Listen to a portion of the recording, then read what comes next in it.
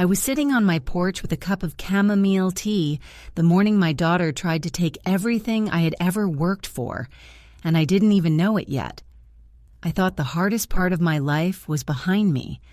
The divorce, the years of working double shifts, the quiet loneliness of an empty nest. I didn't know that the person I had sacrificed the most for was already at a notary's office, signing papers that would erase my name from the deed to my own home. She had my handwriting.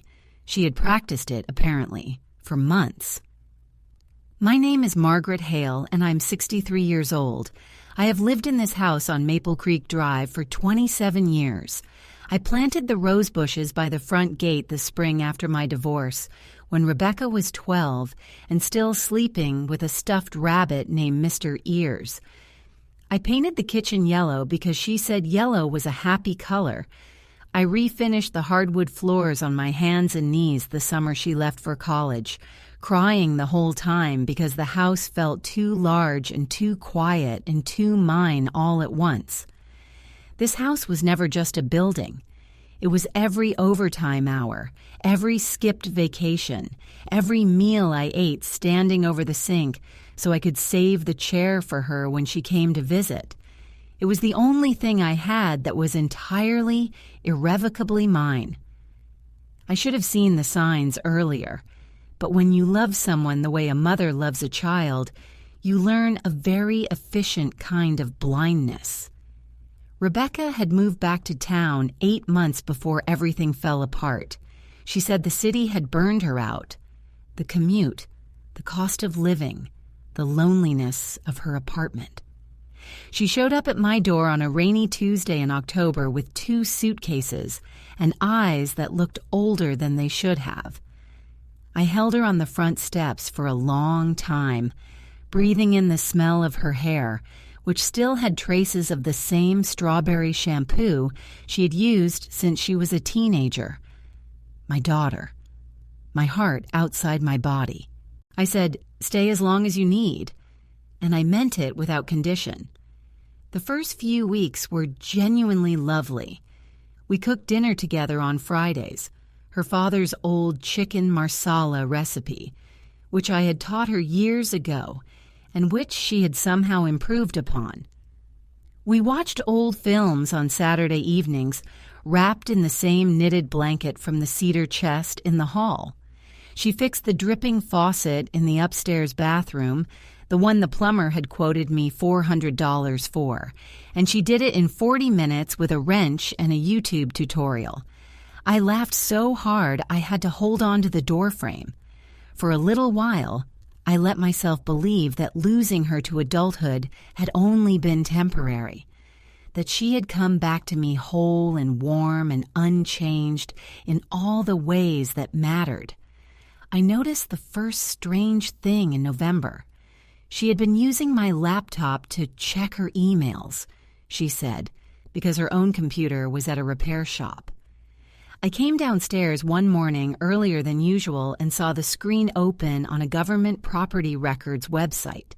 My address clearly visible in the search field, with tabs open to several PDFs I didn't recognize.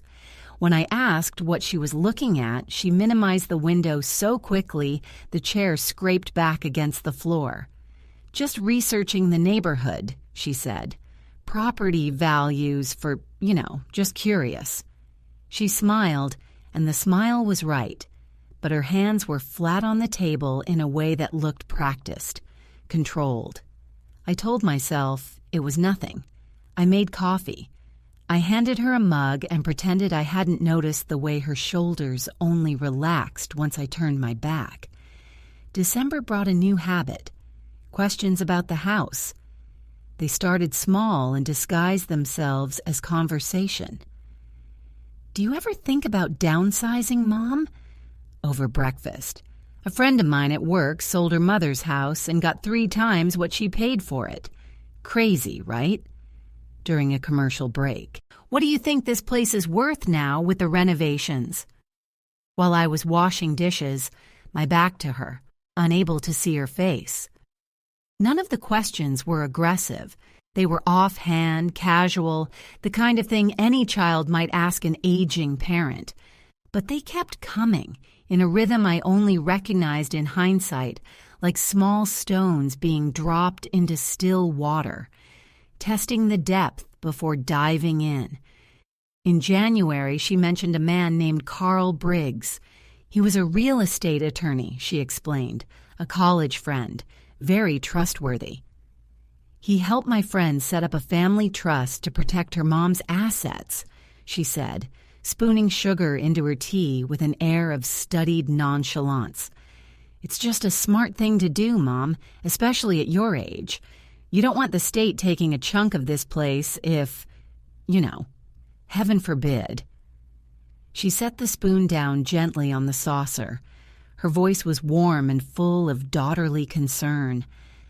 I remember thinking she sounded almost rehearsed, just slightly too smooth, the way a sentence sounds when someone has turned it over in their mind many times before speaking it out loud. Maybe just talk to him, she said. No pressure. It's just smart planning. I told her I would think about it. I smiled. I poured more tea, and I thought about it for approximately 10 minutes, and then forgot it entirely, because I was making 36 lemon bars for the church bake sale, and my mind was full of butter and zest and the clean, sharp smell of citrus. I should not have forgotten. February came with a cold snap that frosted the windows and kept us inside together more than usual.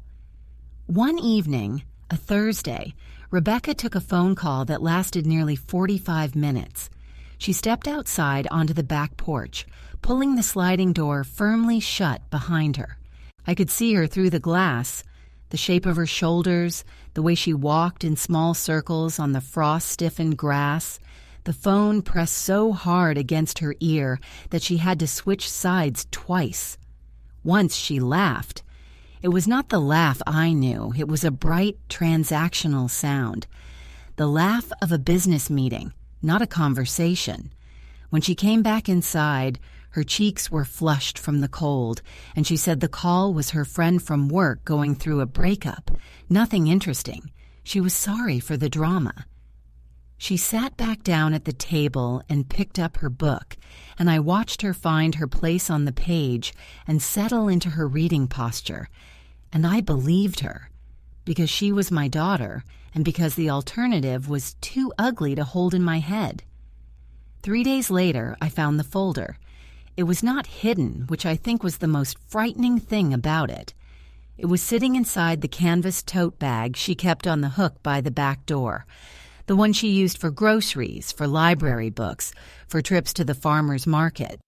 The bag had tipped sideways off the hook and spilled its contents across the mudroom floor. A tube of lip balm, a crumpled receipt from the pharmacy, 2 reusable shopping bags, and a manila folder, its contents half sliding free. I bent to pick everything up as I always did, because I am the kind of person who picks things up without being asked. I gathered it all together and was about to tuck the folder back into the bag when my eye caught 2 words printed at the top of the document inside. Property transfer. I stood there in the mudroom for a long moment. The washing machine was running in the room just beyond. The mechanical heartbeat of the spin cycle filled the small space. My hands were very still. I looked at the first page.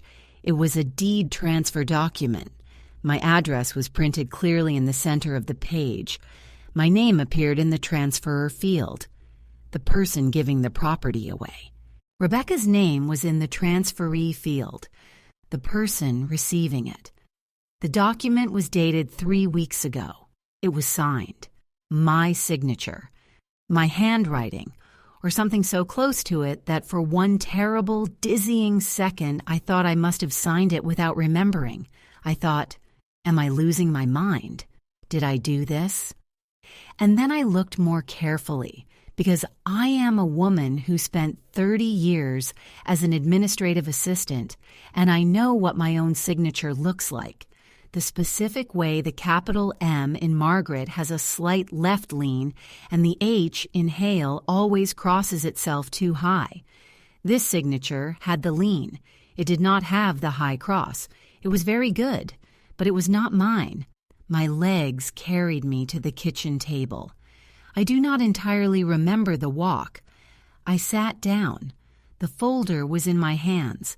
I opened it further and found 3 more pages, a notarized statement confirming the transfer, a letter from Carl Briggs and Associates confirming the completion of the estate planning process, and a handwritten note on plain paper that read, "Balance transferred to account.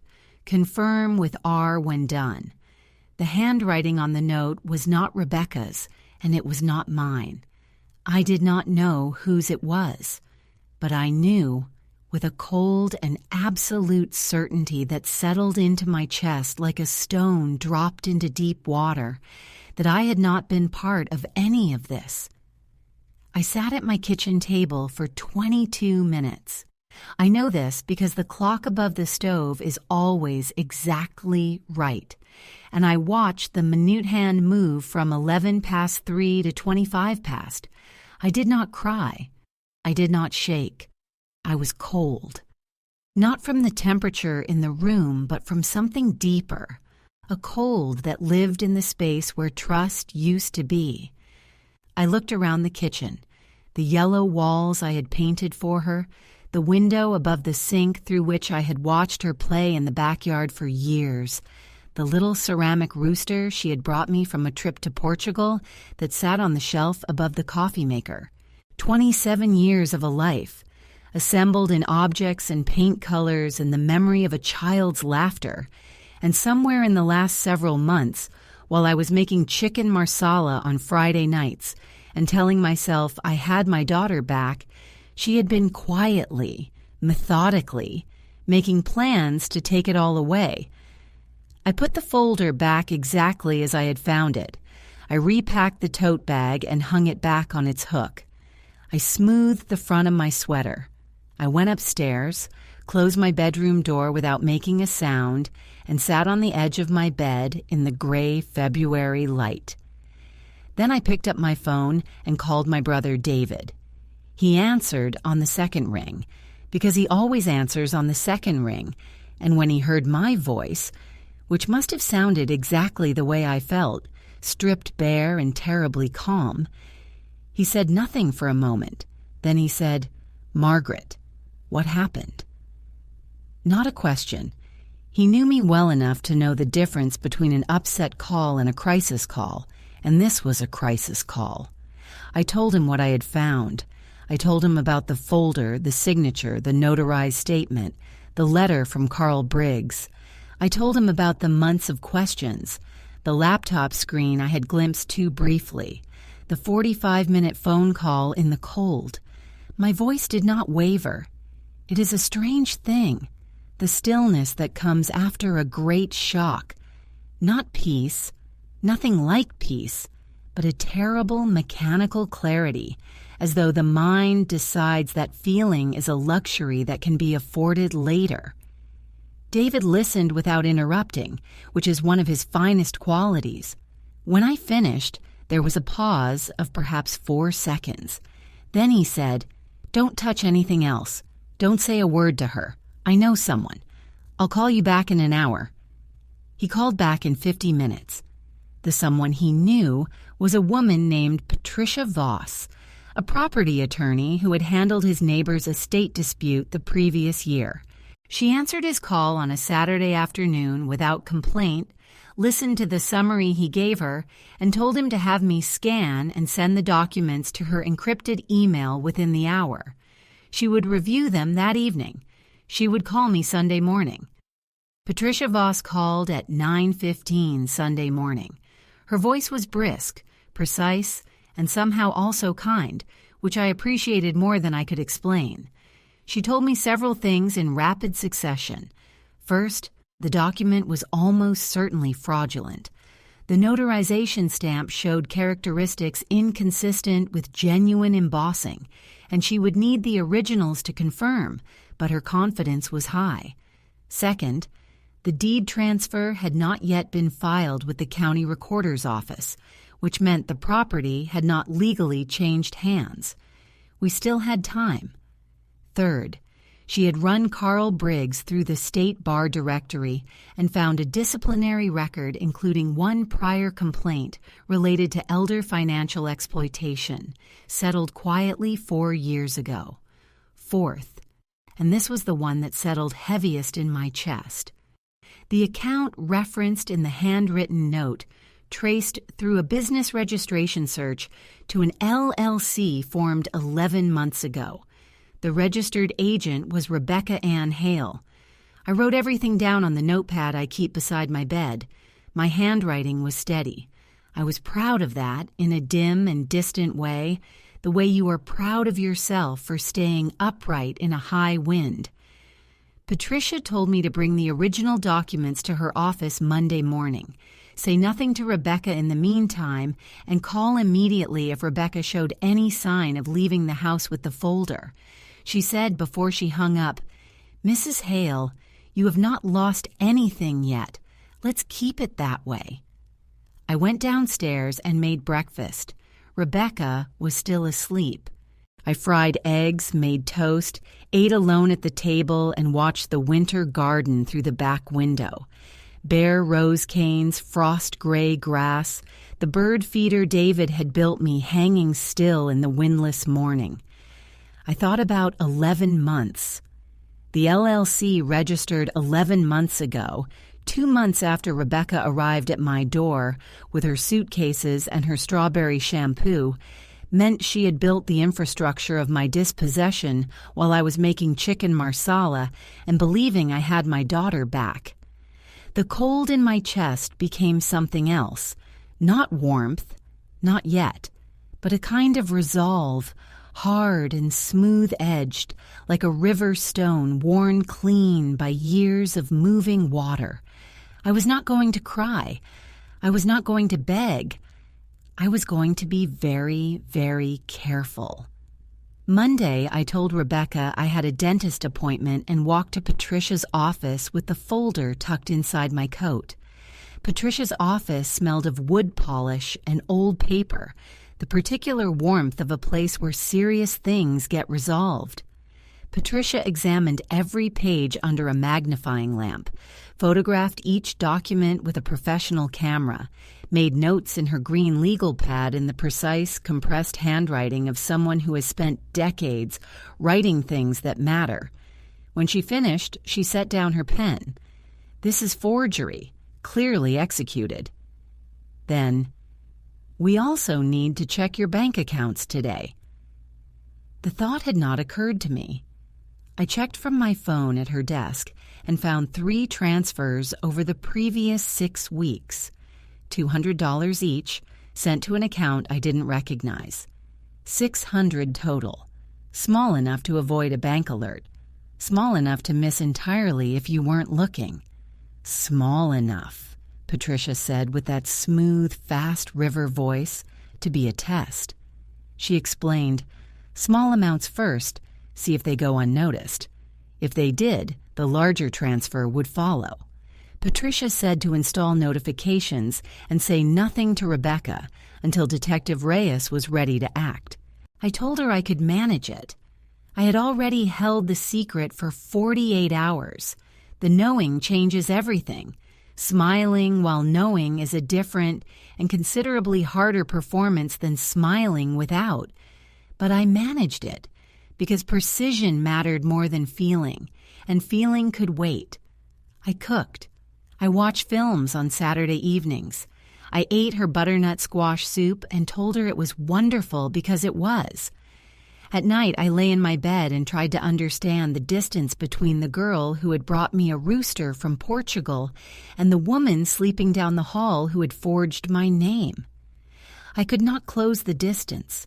I could only hold both facts at once, the warmth and the cold, the way you hold a stone until you can no longer tell its temperature from your own.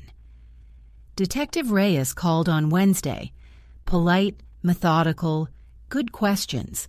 He confirmed the case was credible, that documents had been filed, that Carl Briggs had already been contacted through a separate inquiry. Then he said something that made me grip the phone tighter.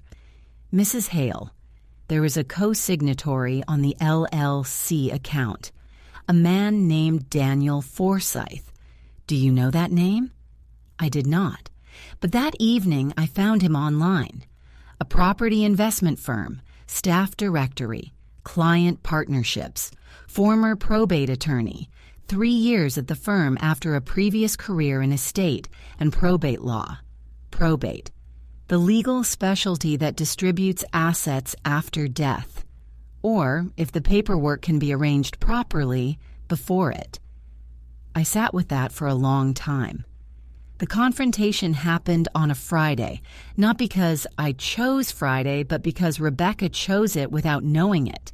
She came to me after dinner with the same cup of tea ease she had cultivated since January and said, "Mom, I really think you should meet with Carl Briggs next week. Just a consultation, no commitment. I set it up already, actually." "Is Tuesday good?" She tucked her feet under herself on the sofa, the way she had done since she was a teenager, and looked at me with warm, daughterly eyes. "I just want to make sure you're protected, you know?" The word protected sat in the air between us like a small, ugly thing. I set down my tea. I said very quietly, "Rebecca." I found the folder. 3 seconds of silence. I watched her face do something I had never seen it do before. The warmth drained out all at once, like a light being switched off, and what was left was something more calculated than guilt. The look of a person rapidly reassessing a situation. Then, "What folder?" Her voice was almost steady. "The deed transfer," I said. "My forged signature. The letter from Carl Briggs. The note about the account." I paused. "The LLC you registered 11 months ago." Another pause. "And Daniel Forsyth." That was the moment her composure fractured. Not dramatically, not tears, not raised voices. A small, involuntary stillness, a tightening around the eyes, the faintest whitening of the knuckles where her hands wrapped her mug. She had not expected me to find Daniel Forsyth. "Mom." Her voice shifted into something rehearsed, smooth. "It's not what you think. I was trying to protect the house, Dad's estate exposure, the tax vulnerabilities. This property is worth significantly more than you paid, and if anything happened to you, the probate costs alone could—" "Your father has been dead for 6 years," I said. "He had no creditors. You know that perfectly well." She stopped, tried a different angle. "Carl is a legitimate attorney. This type of asset restructuring is completely legal. He does it for families all the time. He has a disciplinary record for elder financial exploitation," I said. "My attorney found it in 4 minutes." The room was very quiet. The mantelpiece clock ticked. Outside, a car moved slowly down the wet street, its headlights sweeping briefly across the ceiling. Rebecca set her mug on the coffee table with the careful precision of someone controlling every movement. "You hired an attorney?" Not quite a question. I did. She looked at her hands. When she looked back up, the calculation had given way to something rawer, genuinely frightened, unguarded in a way I had not seen since she was very young. "I'm in debt, Mom. Seriously in debt. I didn't know how to tell you. It got out of control, and Daniel found me through a contact and said he had a method. Use the equity in the house temporarily, restructure, pay it back before you ever needed to know. I told myself it was just borrowing. I told myself I would fix it before—" Her voice fractured on the last word, and she did not try to repair it. I listened to all of it. When she finished, I said, "You forged my name. That is a criminal act. Your debt is not my fault and not my responsibility. This is a legal matter now, and it is beyond both our hands. I stood up. Detective Reyes will be here at 9 o'clock tomorrow morning. She looked up from the sofa, and genuine fear moved across her face for the first time. Fear without calculation, without strategy, raw and young-looking and terrible to see. "Mom, please, I'll fix this. I swear I'll make it right. You don't have to. Please, please don't do this."